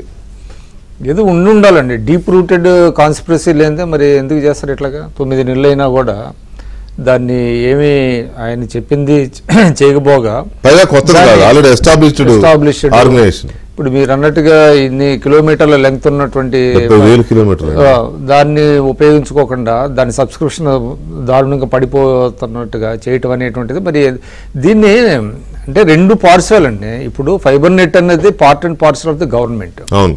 ఇప్పుడు ఇందులో ఏం జరుగుతున్నా కూడా అది గవర్నమెంట్ మీద కూడా వస్తుంది. అది గవర్నమెంట్ ఈజ్ ఈక్వల్లీ రెస్పాన్సిబుల్. అది కాబట్టి ప్రభుత్వం మరి సిఎస్ గారు ఎందుకు పట్టించుకోలేదు, కన్సర్న్ మినిస్టర్ ఎందుకు పట్టించుకోలేదు, ఈయన ఎందుకు హెల్ప్లెస్గా రన్నింగ్ అరౌండ్ వీళ్ళ దగ్గరికి వాళ్ళ దగ్గరికి ఎందుకు తిరిగాడు అనేది కూడా అర్థం కావట్లేదు. మరి అది ఇప్పుడు పెద్ద సమస్య కదా ఇది. దీని మీద చాలామంది అన్నారు. ఆయన చంద్రబాబు నాయుడు గారు ఒక మంచి పర్పస్తో పెట్టింది, మరి దాన్ని కిల్ చేయడానికి ఒక ప్రయత్నాలు జరుగుతుంటే ప్రభుత్వం నుంచి ఎందుకు తగిన రెస్పాన్స్ ఎందుకు రావట్లేదు అనేది కూడా ఇంపార్టెంట్ కదా. అది కూడా డిస్కస్ చేయాలి కదా. ఎందుకంటే దీన్ని మనం సపరేట్గా చూడలేము. ఇది ఇప్పుడు జీవీ రెడ్డి గారి పేరు వచ్చిందా, ఎండి గారికి ఇదైందా, అది దట్ ఈస్ డిఫరెంట్. అది అసలు ఓవరాల్గా ప్రభుత్వం మీద ఇది ఒక బ్లాక్ స్పాట్. అది ప్రభుత్వం ఎందుకు అంటే ఏదో అంటారు చూసారా, కుక్క తోక నాడిస్తుందా కుక్క అన్నట్టుగా ఉంటుంది కదా. ఎందుకంటే మీకు డెమోక్రసీలో ఎలక్టెడ్ రిప్రజెంటేటివ్స్ కొన్న పవర్ వీళ్ళకి లేదు, బ్యూరోక్రాట్స్కి ఏం లేదు. బ్యూరోక్రాట్స్ వాళ్ళు ఏంటి చెప్పింది చేయటమే. పొలిటికల్ మాస్టర్స్ ఏదైతే చెప్తారో అది చేయటం అనేది వాళ్ళ బౌండెడ్ డ్యూటీ, అంతే తప్ప మేము చేయము అని అంటే మరి దానికి ఏంటి సొల్యూషన్ ఏంటి ఇంకా. అందుకని మీరు ఇందాక చంద్రబాబు నాయుడు గారు గతంలో కూడా మీకు 95లో కూడా ఎంసీఆర్ హెచ్ఆర్డి ఎందుకు పెట్టారు అక్కడ, ఈ కమిటెడ్ బ్యూరోక్రసీని తయారు చేసుకోవాలి. కమిటెడ్ బ్యూరోక్రసీని తయారు చేసుకుంటేనే రిజల్ట్స్ వస్తాయి. మనం ఎన్ని మంచి పాలసీలు తీసుకున్నా ఇంప్లిమెంట్ చేసేది మళ్ళీ వాళ్ళేనండి, వాళ్ళతోనే చేయించాలి. వాళ్ళతో చేయించాలని అంటే మళ్ళీ వాళ్ళలో ఆ కమిట్మెంట్ అనేది పెంచాలి, అదేవిధంగా ఎఫిషియన్సీ పెంచాలి అనే దాంతోనే అప్పుడు మీకు నిరంతరంగా శిక్షణాత ఇవన్నీ పెట్టి ఎంసీఆర్ హెచ్ఆర్డి అని పెట్టి చేశారు కాబట్టి ఫలితాలు వచ్చినాయి. మరి ఇప్పుడు ఏమైంది అది అనేది అర్థం కావట్లేదు. మరి వాళ్ళ జీవీ రెడ్డి గారు చెప్పిన దాంట్లో ఎంత సమంజసమైనటువంటి పాయింట్స్ ఉన్నప్పటికీ కూడా మీరు అది ఎవరి వేలు ఎత్తి చూపిస్తుందంటే ప్రభుత్వం మీదే, అంతే కదా. Part of the government. మరి కన్సర్న్ మినిస్టర్ ఎందుకు ఇప్పటి వరకు ఆయన అంత ఎపతి ఏంటి, మరి ఎందుకు ఆయన పట్టించుకోలేదు, సిఎస్ గారు ఎందుకు పట్టించుకోలేదు అనేది తెలుస్తుంది కదా. ఇది ఒక చాలా పెద్ద ఇష్యూ అండి, ఇది చాలా మామూలు ఇష్యూ కాదు. మరి ఆయన అయితే ఒకటైతే వాస్తవం, ఆయన మరి ప్రెస్ కాన్ఫరెన్స్ పెట్టిన ఉద్దేశం ఏంటో మనకైతే తెలియదు, కానీ ఇది ప్రజలకు కూడా తెలియాల్సిన అవసరం లేదు. ముందు ఏంటంటే ఇంటర్నల్గా ఇలాంటి చాలా ఈ కాన్ఫ్లిక్ట్స్ ఉంటాయి, ఉన్నప్పటికీ దాన్ని పరిష్కరించుకునేటువంటి మార్గాలు కూడా ఉంటాయి. ఇక లాస్ట్ రిసార్ట్గా ఆయన పెట్టాలి తప్ప ఆయన తొందరపడ్డారేమని కూడా అనిపిస్తుంది నాకు. అంటే ఇక్కడ దాన్ని రెండు రకాలుగా, అంటే నేనైతే రెండో రకంగా ఆలోచిస్తున్నా. మీరు అనేది ఏంటంటే ఇటువంటి విషయాలని ప్రజల్లోకి వెళ్ళి మాట్లాడితే ప్రభుత్వానికి ప్రభుత్వం ఇన్ఎఫిషియన్సీ కింద వస్తుంది కదా, అట్లా అనుకుంటారు ప్రజలు అనేది మీ angle. Somehow it is correct, no doubt. నేను మిమ్మల్ని పూర్తిగా నేను డినై అవను, అవి విభేదించను. కానీ ఒక చైర్మన్ లేదా ఒక ఎమ్మెల్యే లేదా ఒక మినిస్టర్ ఎవరైనా వాళ్ళ శాఖకు సంబంధించి వాళ్ళ శాఖలో జరుగుతున్న అవకతవకలను కానీ మంచి చెడులను కానీ ప్రజల్లోకి వచ్చి చెప్పడం అనేది ప్రభుత్వం ఇచ్చిన స్వేచ్ఛగా భావించవచ్చుగా. మనం జగన్మోహన్ రెడ్డి ప్రభుత్వంలో హోమ్ మినిస్టర్ దగ్గర నుంచి ఏ మినిస్టర్కి మాట్లాడేది తెలియదు, హోమ్ మినిస్టర్ ఎందుకున్నారో తెలియదు, ఏ మినిస్టర్ ఎందుకున్నారో తెలియదు, అన్నీ ఒకటే మాట్లాడతాడు సకల శాఖల మంత్రి, లేకపోతే జగన్ మిషన్ కూడా ఆయనే మాట్లాడతాడు. ఇక్కడ ఈ రకమైన కొంత ఫ్రీడమ్ అనేది ఉండడం వల్ల వాళ్ళు ఇప్పుడు జీవీ రెడ్డి గురించి మనందరికీ తెలిసింది, అతను యువకుడు, ఆయన ఇంటెన్షన్ నేను మీరు తప్పట్టారని కాదు, గవర్నమెంట్ కూడా ఆ రకమైన స్వేచ్ఛ ఇచ్చింది కాబట్టి మాట్లాడాడేమో అని నాకు అనిపిస్తుంది. అయి ఉండొచ్చు, కానీ అంటే నేను అనేది ఈ రకమైనటువంటి కాన్ఫ్లిక్ట్స్ చాలా డిపార్ట్మెంట్స్ ఉంటాయండి, ఉన్నాయి ఆల్మోస్ట్ ఎవ్రీ డిపార్ట్మెంట్, అన్ని చాలా డిపార్ట్మెంట్ లో ఉంటాయి. అయితే వాటిని ఏంటంటే కొంత న్యాక్గా పరిష్కరించుకోవటమో ఏదో మొత్తానికైతే కొంత చేస్తూ ఉంటారు జనరల్గా. తర్వాత ఏంటంటే మీకు ఎక్కువ వీక్ గవర్నమెంట్స్ ఉన్న చోట్ల బ్యూరోక్రసీ వాళ్ళు ఆడింది ఆట పాడింది పాట ఉంటారు, కానీ వాళ్ళ చాలా స్ట్రాంగ్ గవర్నమెంట్ ఉంది ఇక్కడ. ఆ గవర్నమెంట్ ఉండటం వల్ల అసలు బ్యూరోక్రసీ చెప్పింది చేయాలి వాళ్ళు. మరి ఎందుకు చేయట్లేదు అనేది పెద్ద $1 మిలియన్ క్వశ్చన్. ఇప్పుడు నేను చెప్పే కదా ఫలితాలు వస్తున్నాయి. బ్యూరోక్రసీ ఆ గవర్నమెంట్ కనుక మీరు చేయకపోతే ఈ 10 months లో వచ్చినటువంటి రిజల్ట్స్ డెఫినెట్ గా చేస్తున్నారండి.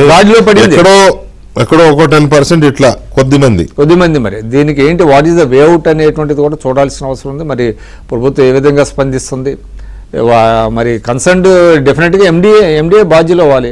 ఎండి గారు అవ్వాలి, అయితే సరి చేసుకోవాలి, తన పనితీరుని సరి చేసుకొని చైర్మన్తో ఏమైనా ఇట్లాంటి ఇవన్నా కూడా ఇక్కడ నుంచి ఫిల్ చేసుకోవాలి, లేదా ప్రభుత్వం సరిదిద్దాలి.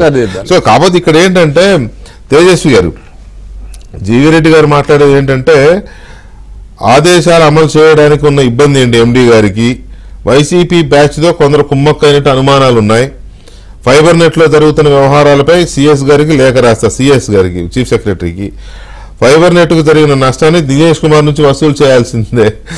సరే ఒక లెవెల్ ముందుకెళ్ళి మరి ఆ కోపంలోనో ఆవేదనలో అని ఉంటాడు. విజిలెన్స్ బృందానికి ఒక్క అధికారి కూడా సహకరించారు. ఇది ఎంత దారుణమైన విషయం అంటే విజిలెన్స్ ఎంక్వైరీ జరుగుతుంది ఇప్పుడు కార్పొరేషన్లో. ఏది గత ప్రభుత్వ హయాంలో గత యాజమాన్యం గౌతమ్ రెడ్డి చైర్మన్ గా ఆడిటింగ్ చేస్తున్నారు. దానికి విజిలెన్స్ బృందానికి ఎందుకు సహకరించారు వీళ్ళు అంటే ఏంటి, వీళ్ళ ఉద్దేశం ఏంటి అనేది జీవీ రెడ్డి పాయింట్అవుట్ చేస్తున్నారు. ఇప్పుడు చెప్తున్న ఆదేశాలను అమలు చేయడం కాదు, పాత వాటికి కూడా కూపీ లాగడానికి సహకరించట్లేదు. అంటే వీళ్ళ ఇంటెన్షన్ ఏదో ఉంది, వీళ్ళు ఇంకెవరితోనో చేతులు కలిపారు అనేది. ఈ మాట ఇంకా చాలా శాఖల్లో చాలా డిపార్ట్మెంట్స్ లో వినపడుతుంది కదా, మీకేమనిపిస్తుంది ఈ విషయంలో? ఒక్క మాట అండి, సహకరించారా అంటే కొందరు సహకరించాల్సి వచ్చేలా గత ప్రభుత్వం అంత కఠినంగా వ్యవహరించడం కూడా మనం చూసాం. వ్యూహం సినిమాని మనకి ఫైబర్ నెట్ ని వాడుకుని ఎంత డబ్బులు చెల్లించారు అన్నది లాస్ట్ మంత్ జీవీ రెడ్డి గారు క్లియర్ గా ఎక్స్ప్లెయిన్ చేశారు. సో దానిపైన విజిలెన్స్ వాళ్ళు వచ్చి దానిపైన తగిన రెస్పాన్స్ అంతా వాళ్ళ డాక్యుమెంటేషన్ అంతా కూడా ఇవ్వడం జరిగింది. ఈ రోజు గవర్నమెంట్ కి గవర్నమెంట్ దీనిపైన ఫిర్యాదు చేసినా కూడా ప్రభుత్వం నుంచి రెస్పాన్స్ లేదంటే ఖచ్చితంగా గవర్నమెంట్ నుంచి రెస్పాన్స్ ఉందండి. ఎక్కడైతే కంప్లైంట్స్ ఉన్నాయో ప్రతి ఒక్కటి కూడా ఈ రోజు గవర్నమెంట్ అడ్రస్ చేస్తుంది.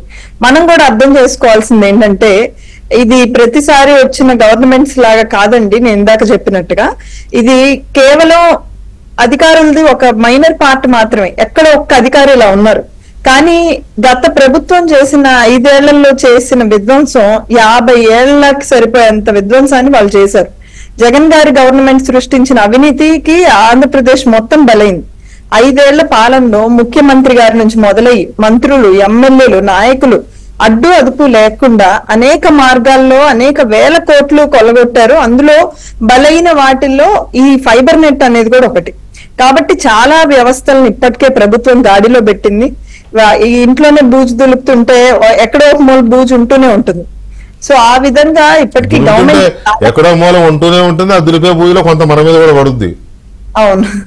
సో ఆ ప్రక్షాళన అయితే మొదలైందండి. ఖచ్చితంగా చాలా చాలా డ్యామేజ్ జరిగింది. అందులో నేను ఇందాక చెప్పినట్టు అధికారులు అక్కడో ఇక్కడో ఎక్కడో ఒక్క చోట ఉన్నారు. సో అన్ని కూడా సిస్టమ్స్ అన్ని సెటరేట్ అవుతున్నాయి. వ్యవస్థలు అన్ని కూడా ముఖ్యమంత్రి గారు ప్రత్యేకంగా దృష్టి పెట్టి మరి పునరుద్ధరిస్తున్నారు. దాంతో పాటు మనం డెవలప్మెంట్ కూడా సైడ్ ట్రాక్ లో మనం అది కూడా చూసుకోవాలి, మళ్ళీ ఇవన్నీ పునరుద్ధరించాలి. అన్ని జరుగుతున్నాయి. మర్చిపోకుండా ఉండాల్సింది ఏంటంటే మన గవర్నమెంట్ వచ్చి కేవలం 8 మంత్స్. 8 మంత్స్ లో మనం ప్రోగ్రెస్ కూడా చూపించగలుగుతున్నాము. ఈ సిస్టమ్స్ అన్ని సెటరేట్ చేసుకుంటున్నాం. కాబట్టి రెస్పాన్స్ అనేది ఇమ్మీడియట్ గా అన్నిటి మీద ఉండకపోవచ్చు. మనకి కార్పొరేషన్స్ అనౌన్స్ అయ్యి కూడా ముఖ్యంగా ఫైబర్ నెట్ వస్తే ఒక 3 మంత్స్ అవుతుంది. 3 మంత్స్ లో ఇమీడియట్ గా మనం సిస్టమ్ అంతా మారిపోవాలి అంటే కూడా అది కొంచెం కష్టం. కాబట్టి నెమ్మదిగా జరుగుతున్న ఈ ప్రాసెస్ లో ఖచ్చితంగా మీరు అన్నట్టు ఫైబర్ నెట్ చైర్మన్ గా జీవీ రెడ్డి వచ్చి 3 మంత్స్ అయింది, కానీ ఫైబర్ నెట్ పుట్టి చాలా కాలం అయింది. ఫైబర్ నెట్ పుట్టి దాదాపు 8 years అయింది. 8 తో పాటు ఇది ఒక 9 months 8 months లెక్కేసుకుంటాం కదా. సో ఫైబర్ నెట్ కొత్త ఏం కాదు, జీవీ రెడ్డి కొత్త. కాబట్టి గతమంతా ఒక బ్యాడ్ రెజ్యూమ్. మరి తనేమో ఏదో చేయాలని తపన పడుతున్నాడు. యంగ్స్టరు, నాలెడ్జ్ ఉన్నవాడు, ప్రొఫెషనల్గా లాయరు, ఆయన చార్టెడ్ అకౌంటెంట్. పాపం ఏదో దాన్ని సరిదిద్దాలి అనేది తపనలో ఉంటే కొన్ని శక్తులు ఇట్లాగే ఏదో ఇబ్బంది పెడుతున్నాయి. అయితే ఇక్కడ నా పాయింట్ ఏంటంటే ప్రెస్ మీట్ పెట్టడం ద్వారా జీవీ రెడ్డి ప్రభుత్వానికి నష్టం చేశాడా అనేది ఒక పాయింట్ వస్తుంది. ఇప్పుడు విక్రమ్ గారు అన్నారని కాదు, ఇవాళ మధ్యాహ్నం నుంచి ఆ చర్చ నడుస్తుంది. సో జీవీ రెడ్డి నష్టం చేశాడా, లేక ఇందాక నేనన్నట్టు తన ప్రభుత్వంలో పవన్ కళ్యాణ్ గారు మాట్లాడారు హోమ్ మినిస్టర్ గురించి. హోమ్ మినిస్టర్ గారికి వార్నింగ్ ఇచ్చారు, నేనే బాధ్యతలు తీసుకుంటే ఎలా ఉంటుందో అని అన్నారు కదా. అట్లాగే సీజ్ ద షిప్ అని షిప్ని సీజ్ చేశారు అక్కడికి వెళ్ళి. సో అలాగే ఇంకొంతమంది మంత్రులు కూడా కొంత యాక్టివ్గానే ఇది చేశారు. అనిత గారు చేశారు, సవిత గారు చేశారు కొన్ని విషయాల్లో, పయ్యావులు కేశవ్ గారు చేశారు 1-2 విషయాల్లో. సో ఇట్లా తన ప్రభుత్వంలో మంత్రులు వీళ్ళు కొన్ని కీలక అంశాలు ఇంపార్టెంట్ అనుకుంటే స్వతంత్రంగా స్వేచ్ఛగా మాట్లాడే నిర్ణయాలు తీసుకునే స్వేచ్ఛ చంద్రబాబు నాయుడు ఇచ్చారని కూడా ఎందుకు అనుకోకూడదు. తర్వాత జీవీ రెడ్డి చేసిన ప్రెస్ కాన్ఫరెన్స్ మీద ఎలాంటి ఉమేష్ చంద్ర గారు, ఇప్పుడు ఎండి గారు ఈ తీసేసిన ఎంప్లాయీస్ని పంపించేయడానికి టర్మినేట్ చేయడానికి ఎందుకు వెనకాడుతాడనుకోవాలి? ఏమన్నా ఆయనకి ఏమన్నా లీగాలిటీస్ కానీ లేకపోతే ఇటువంటి ఏమైనా అడ్డొస్తున్నాయా? అదే ఉండదు కదా, వాళ్ళంతా అవుట్ సోర్సింగ్ కదా. ఖచ్చితంగా ఉండదు వెంకటేష్ గారు. అంటే ఇక్కడ చిన్న లైక్ అనాలజీ తీసుకొచ్చే ప్రయత్నం చేస్తాను వెంకటకృష్ణ గారు. ఇప్పుడు ఏ సంస్థకైనా అంటే ఒక సంస్థ ఒక స్వరూపం చూస్తే మనం చైర్మన్ గారు, ఎండి గారు, దాని కింద వాళ్ళ ఆఫీసర్స్ వాళ్ళందరూ ఉంటారు. పిరమిడ్. ఫస్ట్ క్వశ్చన్ ఏంటంటే who is the decision making authority? So ఎవరు డెసిషన్ తీసుకోవాలి, ఎవరు ఇంప్లిమెంట్ చేయాలి అనే పాయింట్ మీదకి వెళ్తే మనం, సో ఇందులో ఇక్కడ డిఫరెన్స్ కూడా ఏమొస్తుంటే కార్పొరేషన్స్ లో ఏంటి పరిస్థితి అన్న విషయం కూడా వస్తుంది. కార్పొరేషన్స్ లో బోర్డు మీటింగ్ జరగడం కానీ ఇవన్నీ కూడా జరుగుతూ ఉంటాయి. ప్రతిదీ బోర్డు మీటింగ్ లో పెట్టడం, దానికి ఆమోదం తీసుకోవడం లాంటిది కూడా జరుగుతూ ఉంటుంది. మరి బోర్డు మీటింగ్ ఎవరు హెడ్ చేస్తారు? చైర్మన్ గారే హెడ్ చేస్తారు.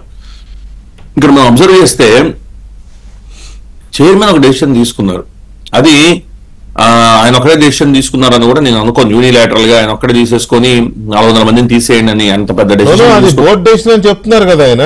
బోర్డు డెసిషన్ చెప్పారు. బోర్డు డెసిషన్ మినిస్టర్ గారు ఉన్నారు, చైర్మన్ ఉన్నాడు, ఎండి ఉన్నాడు, other directors are there. Subsequent గా రాటిఫికేషన్ కూడా జరిగింది. ఇక్కడ పాయింట్ ఏమొస్తుందంటే చైర్మన్ గారు తీసుకొని బోర్డు ఒక డెసిషన్ తీసుకున్నాక అది ప్రభుత్వానికి అనుగుణంగానే డెసిషన్ కూడా ఉంటుంది. ఎందుకంటే తీసుకున్నప్పుడు డెసిషన్ ఎవరెవరికైతే ఇన్ఫార్మ్ చేయాలో కాంపిటెంట్ అథారిటీస్ ఎవరు ఉంటారో వాళ్ళందరికీ అథారిటీస్ కన్సర్న్ ఎవరైతే ఉంటారో వాళ్ళందరికీ ఇన్ఫార్మ్ కూడా చేసుకుంటారు. ఈ డెసిషన్ తీసుకున్నాక మీరు ఎండి గారు ఎవరు? MD garu is an employee of the, MD garu పెద్ద ఐఏఎస్ ఆఫీసర్ అయినా ఆయన is an employee of the state government. So ఒక డెసిషన్ తీసుకున్నాక ఒక బోర్డు కార్పొరేషన్ ఆయన అమలు చేయాల్సిన బాధ్యత ఖచ్చితంగా ఆయన మీద ఉంటుంది.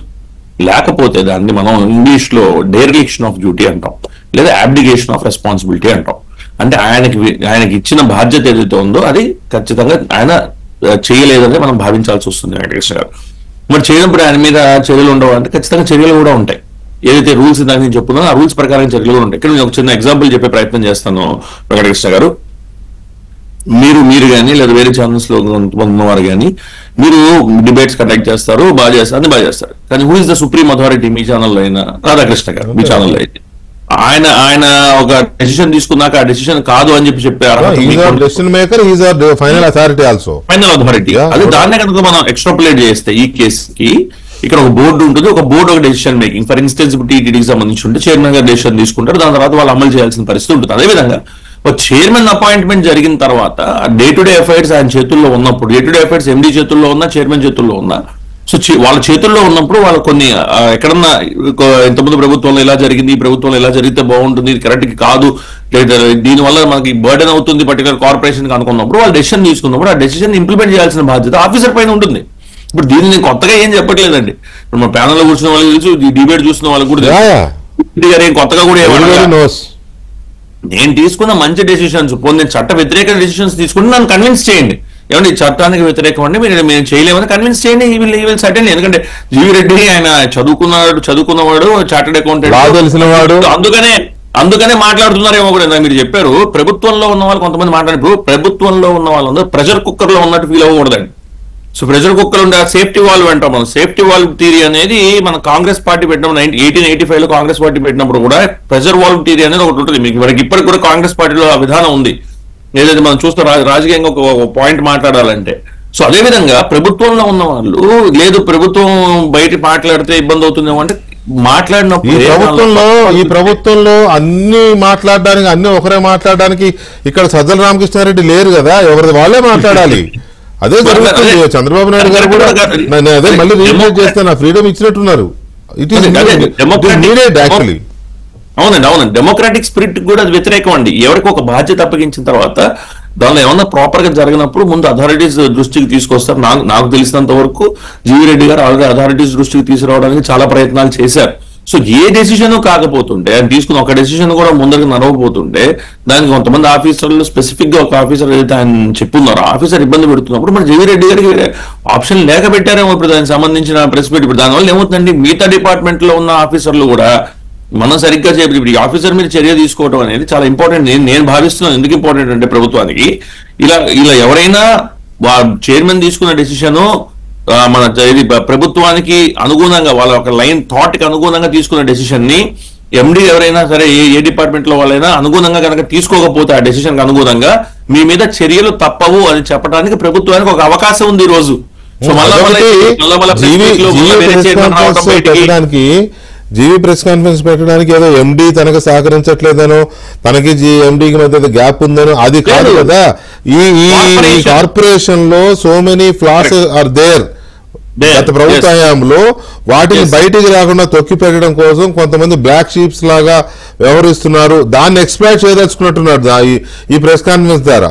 9 నెలల నుంచి ₹1 కూడా ఇన్కమ్ రాలేదు అంటే చంపేయడమే. ఇప్పుడు స్టీల్ ప్లాంట్ చంపాలని ఏం చేశారు? జీతాలు ఇవ్వకుండానో ఆదాయం రాకుండా ఉత్పత్తిని చంపేసి స్టీల్ ప్లాంట్ చంపేయాలనుకున్నారు కదా. కార్మికులు పోరాడబట్టి వాళ్ళకి బతికింది. అదే కదా ఇప్పుడు అలా చేద్దాం అనుకున్న దాన్ని ఆయన బయట పెడదాం అనుకున్నట్టున్నారు. ఒక్క నిమిషము, is there anything to conclude please? ఏం లేదండి, ఇప్పుడు నేను చెప్పే పాయింట్ ఏంటంటే ఇక్కడ సో ఇప్పుడు ఈయన తీసుకున్న డెసిషన్ అనేది నిజంగానే మనం ఒక ఎక్స్టెంట్ వరకు అయితే దానికి మీరు అన్నట్టు మీరు మిగతా విషయాలు కూడా మాట్లాడారు. దాని ఒక పార్ట్ బ్రేకింగ్ డెసిషన్ ఎలా అవుతుందంటే దానికి మీతో కూడా ఇనిషియల్ రిమార్క్స్ లో చెప్పారు.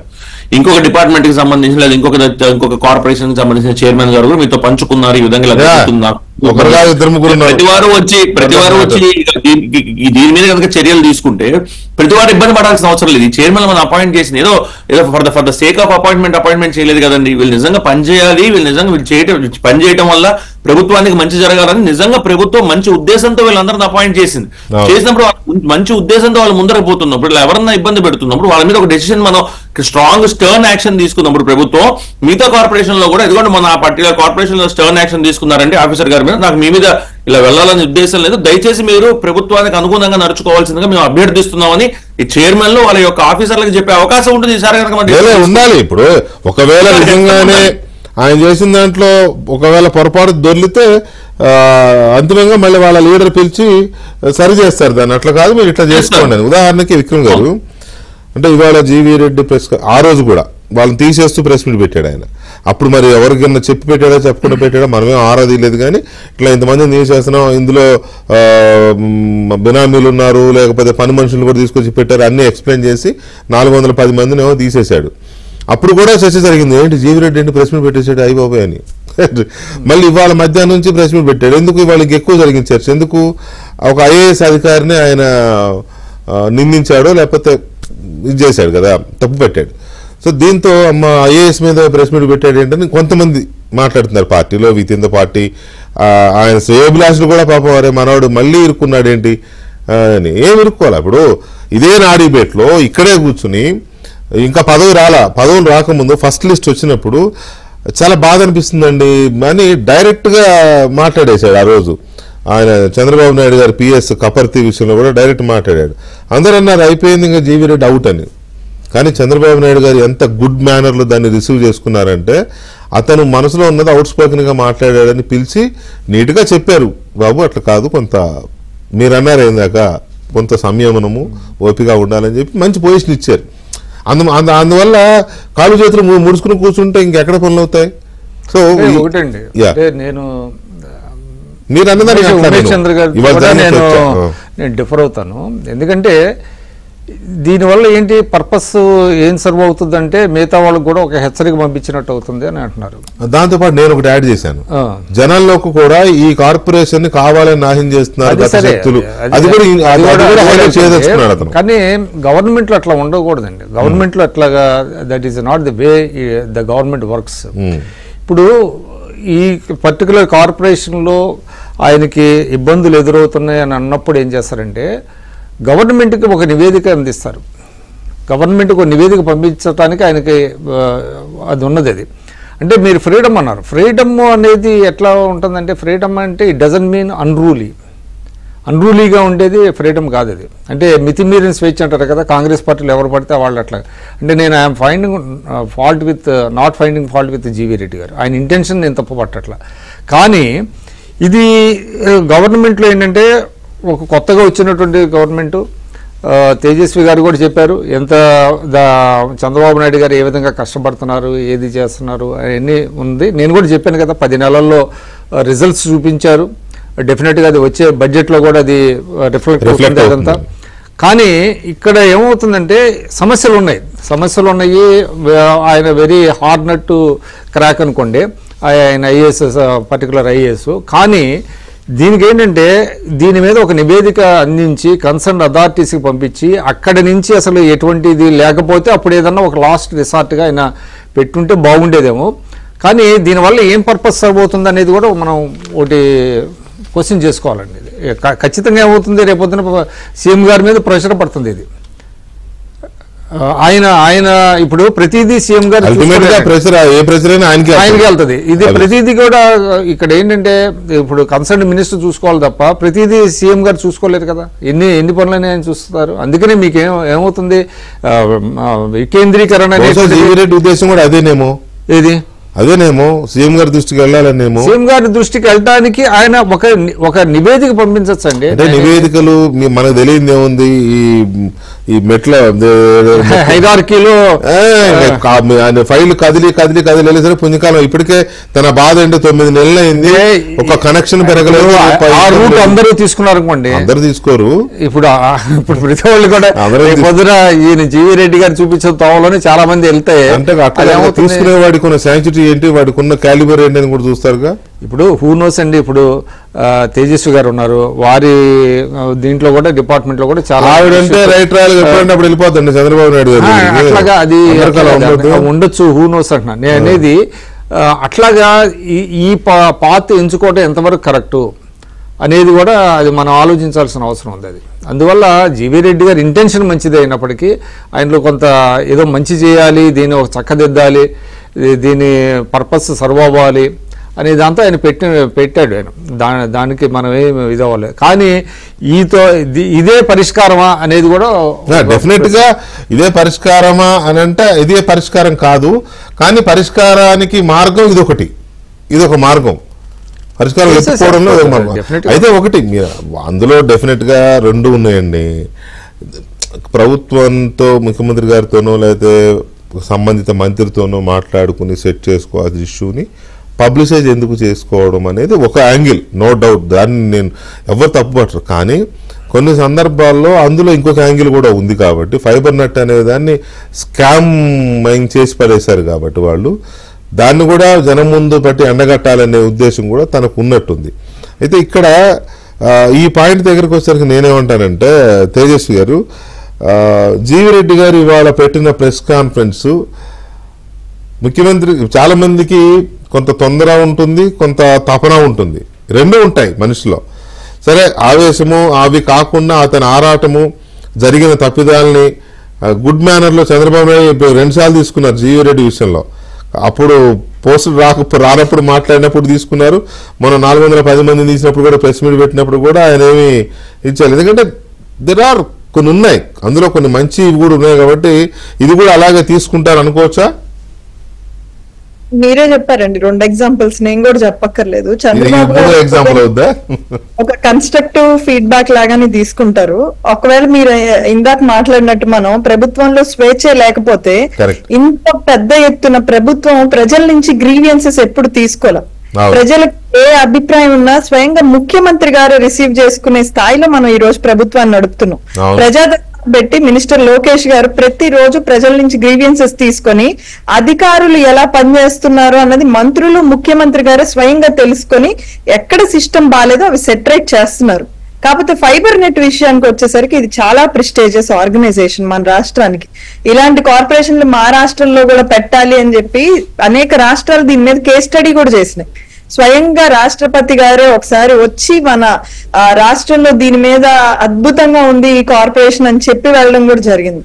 ఇలాంటిది కుప్పగోల్డంతో ఈ రోజు కొంత లాస్ట్ చంద్రబాబు గారు స్థాపించిన 5 years అద్భుతంగా కొనసాగి లాస్ట్ 5 years అంత గొప్ప సంస్థ కుప్పగోల్డంతో జీవి రెడ్డి గారు ఆవేదన కొంచెం ఎక్కువగానే ఉండొచ్చు. మిగతా కార్పొరేషన్ లో జరిగే వాటికి దీనికి డిఫరెన్స్ అది. ఎందుకంటే ఇది ఒక అద్భుతమైన ప్రాజెక్ట్, ఇండియా వైడ్ ఎస్టాబ్లిష్ అవ్వాల్సిన ప్రాజెక్ట్ ఒకేసారి కుప్పగోలడంతో కొంత ఆవేదనని బయటికి వ్యక్తం చేశారు. చంద్రబాబు గారు దీనికి ఖచ్చితంగా ఆవేదనను అర్థం చేసుకొని ప్రభుత్వం తగిన చర్యలు ఖచ్చితంగా తీసుకుంటాయి. మీకు తెలుసండి చంద్రబాబు గారు ఎప్పుడు తప్పు చేశారు అంటే తప్పకుండా పనిష్మెంట్ ఉంటుంది ఆయన దగ్గర.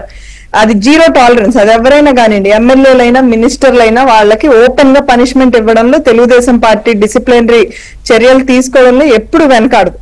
అటువంటిది ఆఫీసర్స్ కూడా దీనికి ఏమీ ఇది కాదు. కాబట్టి ఖచ్చితంగా ఎవరైనా కానీ తప్పు చేశారంటే ఖచ్చితంగా ఉంటుంది. ఇంతకు ముందు ఎప్పుడు చూసుండ్రు అధికారులతో ఎవ్రీ 2 weeks కి ఒకసారి రివ్యూ పెట్టి అందులో బాగా చేసిన వాళ్ళని పొగుడుతున్నారు, బాగా చేయని వాళ్ళని ఓపెన్ గా మీరు ఈ తప్పు చేస్తున్నారని చంద్రబాబు నాయుడు గారే వాళ్ళ ముందు మొహం మీదే చెప్తున్నారు. కాబట్టి ఇవన్నీ కూడా సెట్ రైట్ అవుతాయి. గవర్నమెంట్ ఫామ్ అయ్యి 8 months అయింది. ఎవ్రీ 2 weeks కి ఒక రివ్యూ ఉంటుంది. ఖచ్చితంగా ఈ ఇష్యూని కూడా అడ్రస్ చేస్తారు.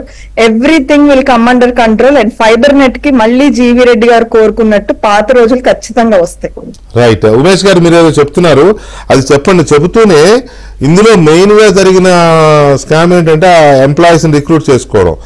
అది ఎలా జరిగింది, అసలు ఎవరెవరిని రిక్రూట్ చేశారు వీళ్ళు? ఇప్పుడు 3 విషయాలండి. ఇప్పుడు జీవీ రెడ్డి గారు వచ్చిన తర్వాత సరే విక్రమ్పుర గారు నన్ను డిఫర్ చేయొచ్చు, ఇబ్బంది ఏం లేదు, నేను దాన్ని కౌంటర్ చేయదలుచుకోలేదు అడ్వకేట్ గా. So I confine to the subject. ఇక్కడ 3 విషయాలండి ఆయన చేసింది ఏంటి. ఒకటి వాయిస్ వినపడుతుంది కదా చెప్పండి.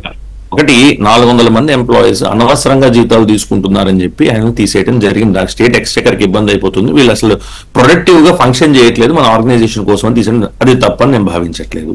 రెండవది ఏదైతే ఈ పర్టికులర్ జిఎస్టీకి సంబంధించి ఇంత వచ్చిన తర్వాత షోకాజ్ నోటీస్ వచ్చిన తర్వాత దాని కనీసం రిప్లై ఇవ్వకపోవడం ఎంతవరకు కరెక్ట్. దానిలో కనీసం దాని ఇప్పుడు 15 కోట్లు అనుకుంటాను, 15 నుంచి 20 కోట్లు ఆయన ప్రెస్ మీట్లు చెప్పిన ప్రకారంగా స్టేట్ ఎక్స్చెకర్ కి లాస్ అది మరి అది ఆయన రైజ్ చేయడం అనేది నాకు తప్పనిపించట్లేదు. మూడవది ఏదైతే దీనివల్ల వచ్చే ఇన్కమ్ ద్వారా స్టేట్ రెవెన్యూస్ కి మనం యాడ్ చేద్దామని ఆయన అనుకుంటున్న ఒపీనియన్ కూడా నాకు ఎక్కడ తప్పనిపించట్లేదు. రెండవది దీనిలో కొన్ని మీడియా సంస్థలకు కానీ లేదా కొన్ని సినిమాలు తీసేవారికి కానీ సరే పేర్లు ఆల్రెడీ ఇంతకుముందు కూడా మీడియాలో వచ్చాయి, వాళ్ళందరికీ ఎట్లా దోచిపెట్టారు, ఫైబర్ నెట్ నుంచి ఎట్లా తీసుకెళ్లి దోచిపెట్టారు అనే విషయాన్ని కూడా ఆయన మనకి మొత్తం అంతా బయటకు తీసుకొచ్చారు.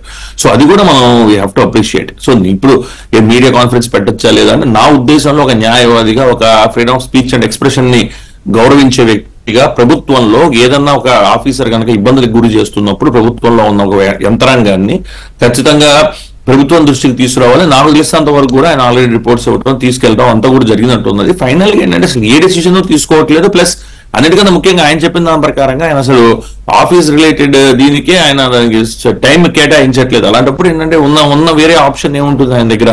సో అందుకని ఆయన ఈరోజు ప్రెస్ మీట్ పెట్టారేమో. సరే బులా గారు he may have a different opinion, I respect his opinion అండి. Freedom of speech and expression నమ్మేవాడిగా ఆయన freedom of speech and expression కూడా నేను నమ్మాలి, లేదంటే there is no point in me arguing for it. So అందుకని ఖచ్చితంగా సో నేనైతే ఏంటంటే ఇట్స్ ప్రోగ్రెసివ్ మూవ్ అనే భావిస్తున్నాను. ఎందుకంటే చాలా డిపార్ట్మెంట్లు ఇప్పుడు వాళ్ళు సెట్ రైట్ అవుతారు, they will keep there house in order అని అనిపిస్తుంది నాకు. వెంకటకృష్ణ రైట్. చూద్దాం ఏం జరుగుతుందో. జీవీ రెడ్డి ప్రెస్ కాన్ఫరెన్స్ వల్ల ఏపీ ఫైబర్ నెట్ సంస్థ ఎంతవరకు ప్రక్షాళన దిశగా వెళుతుంది, అలాగే ఎండి గారిని మారుస్తారా, లేకపోతే ఎండి గారిని జీవీ రెడ్డి గారిని కలిసి పనిచేసేలాగా ముఖ్యమంత్రి గారు ఏమైనా సలహా సంప్రదింపులతో సెట్ చేస్తారా, లేకపోతే పార్టీలో చర్చ జరుగుతున్నట్టుగా జీవీ రెడ్డి ఏమైనా ఇబ్బంది పడతాడా? ఐ డోంట్ థింక్ అలా ఉంటుందని నేనైతే అనుకోవట్లేదు. బట్ చూద్దాం ఎనీవే ఏం జరుగుతుందో. ఎనీవే ఉమేష్ చంద్ర గారు అండ్ తేజస్వి గారు, విక్రమ్ గారు, థ్యాంక్ యూ వెరీ మచ్ అండి చర్చలో పాల్గొన్నందుకు. ఇది వాటి డిబేట్. మళ్ళీ